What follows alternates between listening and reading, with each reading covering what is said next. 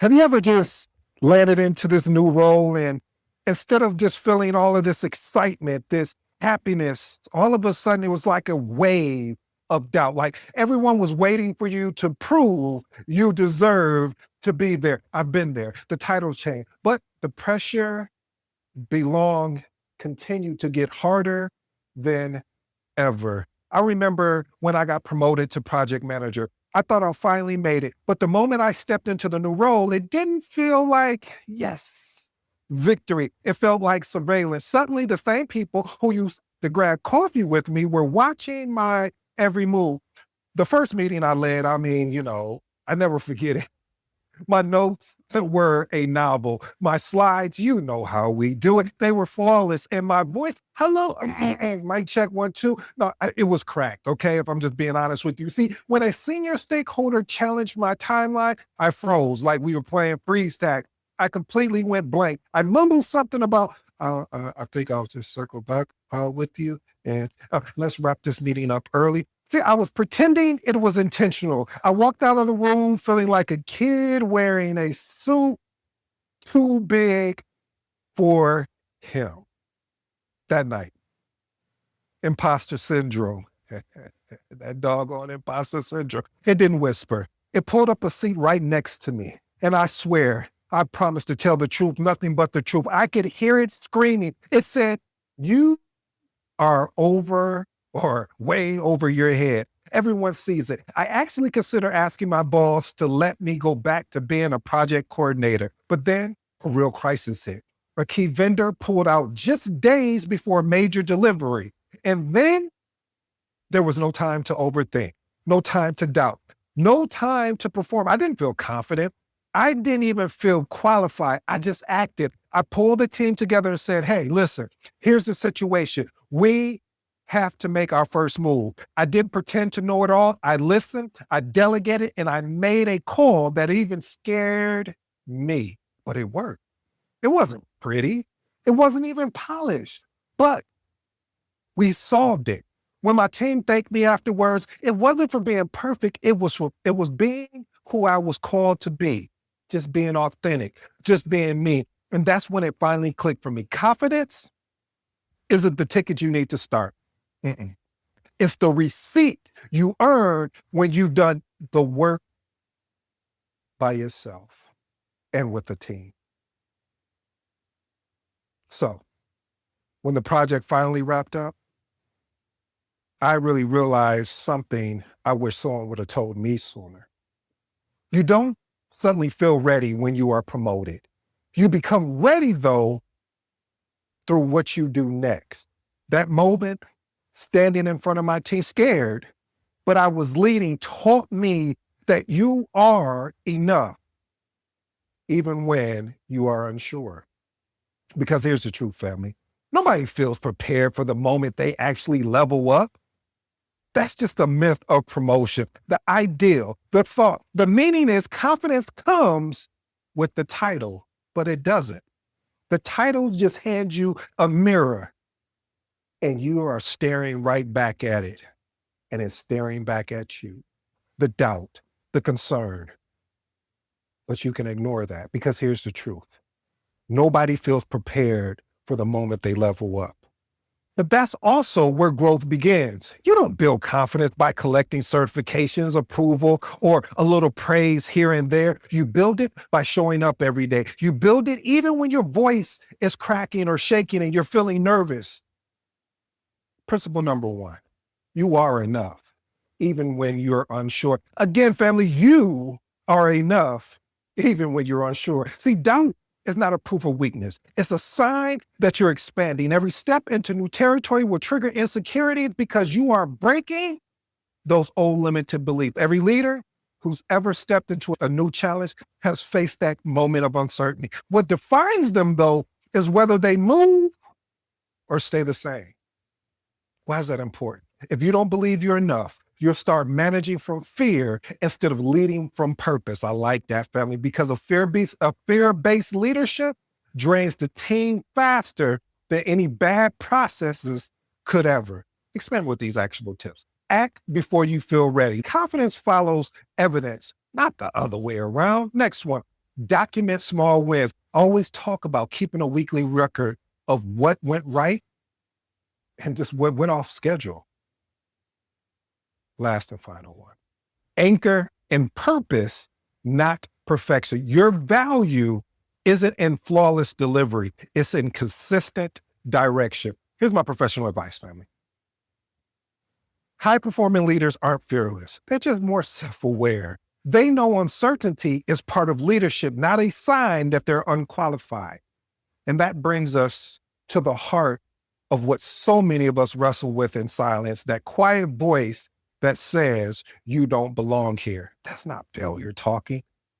That is imposter syndrome. And it's the tax every leader must pay when they're growing faster than their comfort zone.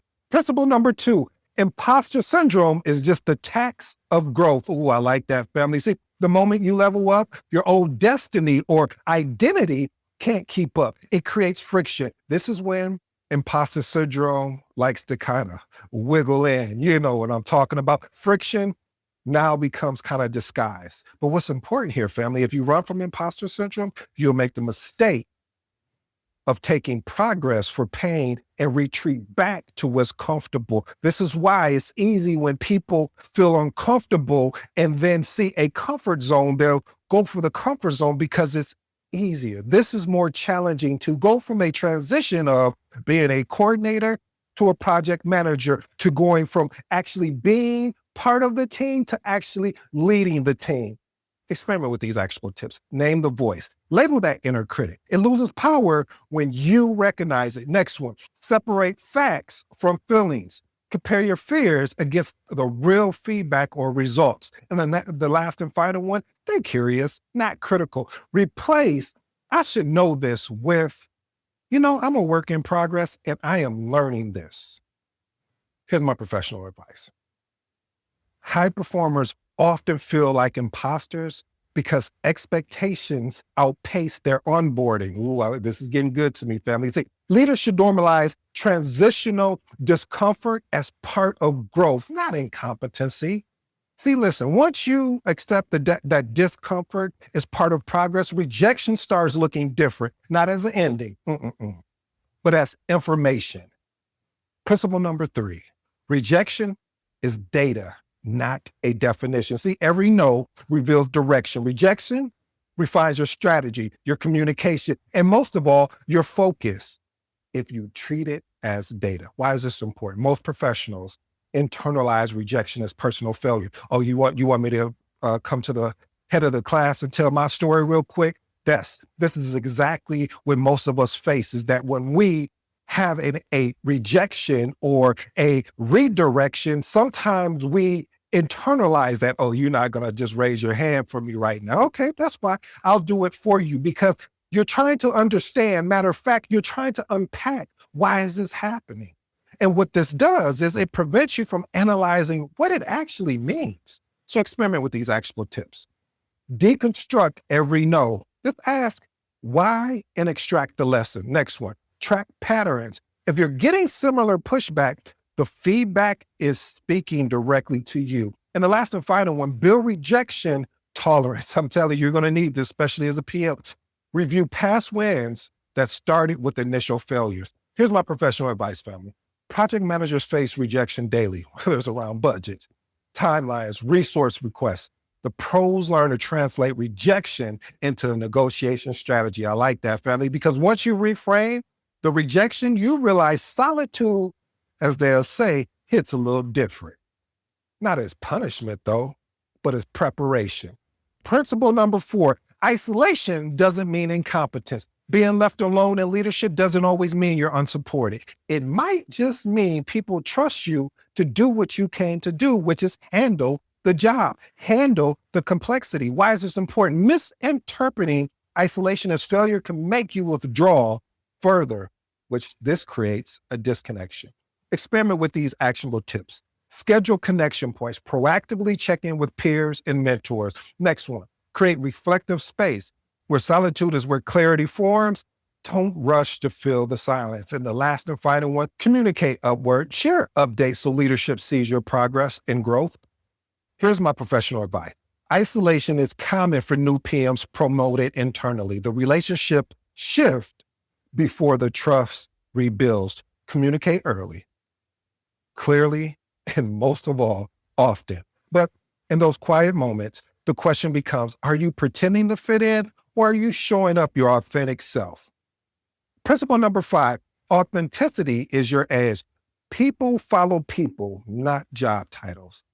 What's important is you use the talents and the gifts you've been blessed with to build connections so you can establish authority. Why is this important? If you fake like you belong, you eventually burn out trying to sustain an act that's not even who you are. I'm not talking about not being professional. I am definitely talking about being professional, but I am talking about being who you are and growing your skill sets as you grow in a career. See, this is where I get confused. Here's my small rant. This is a career. And if we're really looking at it as a career, that means a career comes with growth. I like that. I'm already having my own little sermon, so you got to excuse me. But what I'm trying to say, family, is a lot of times we confuse that we are on a career trajectory, which means translates into somebody that has to go through things. They have to learn through what they go through. Okay, here's my actionable tips. Lead like you talk. Don't change your tone in meetings. Stay consistent. Next one. Admit when you don't know something. See, transparency builds trust faster than any perfection. And the last and final one, show your process. Let others see how you think and not just the results. Here's my professional advice. Executives respect PMs who are real, who say, I don't know yet, but I will go get the answer for you. That signals maturity, not weakness. But of course, the higher you climb, the heavier the pressure feels, which brings us to the next truth. Principle number 6, the weight of promotion. Every title increases invisible expectations to perform, to lead, and to find solutions to problems. That's the real weight that no one warned you about.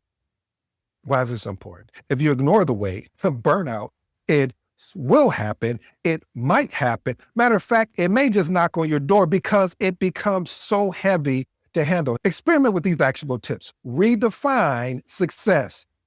Focus on sustainability, not speed. Next one, ask for support early. You don't get points for silent struggling. Trust me. Last and final one, delegate without guilt. Let go of tasks that no longer align with your level. Here's my professional advice. Promotions without mentorship lead to preventable turnover. Organizations should pair every promotion with a guided transition coach.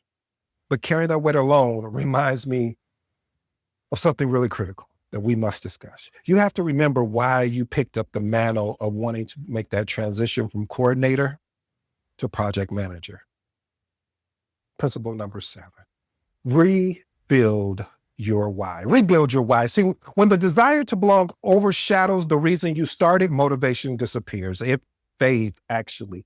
Reconnecting with your purpose realigns everything. Why is this important? Without a clear why, every obstacle feels personal instead of professional. I like that, family. Experiment with these actionable tips. Write down your origin story. Remind yourself what made you want to start leading projects anyway. Next one, define success in your own words. Not what your boss says or how the company is looking for you to do.